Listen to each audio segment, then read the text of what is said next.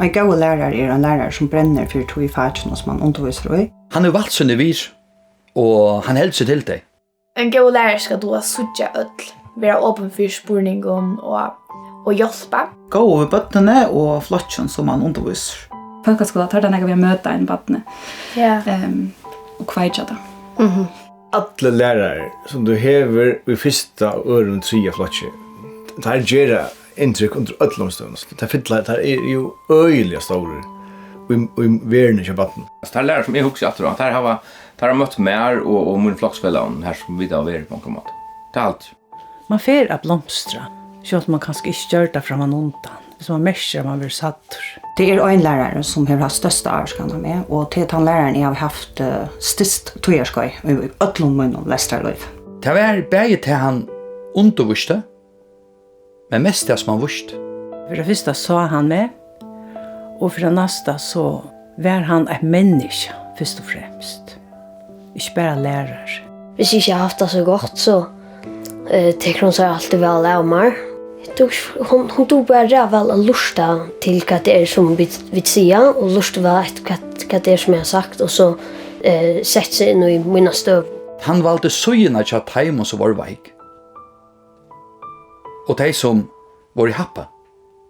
Min flokslærer, for at jeg sier, det skulle være med i øren som det ikke, at under skulle være med det her. Hon är god i flotchen, hon älskar att undervisa och Att han har förklarat för oss ödlon så har han kommit en till de som har spårningar. Som har ivast och kanske inte ordentligt skilt eller kanske lyckas förklara mer om att och vad det är.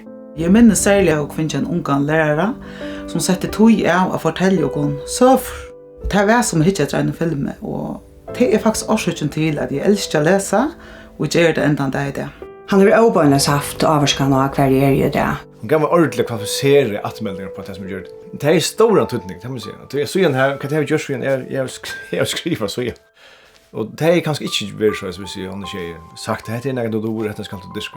Hon kom och sedan när jag igång till heilan och mer som kommer ha tydning resten av livet faktiskt. En lärare kan gott ha gjort helt fantastiskt i det.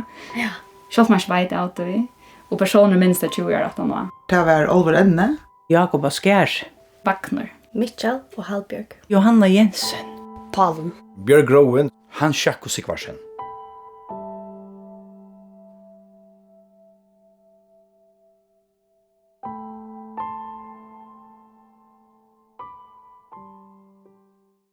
Så ska man göra den stolen som är den skaive stolen.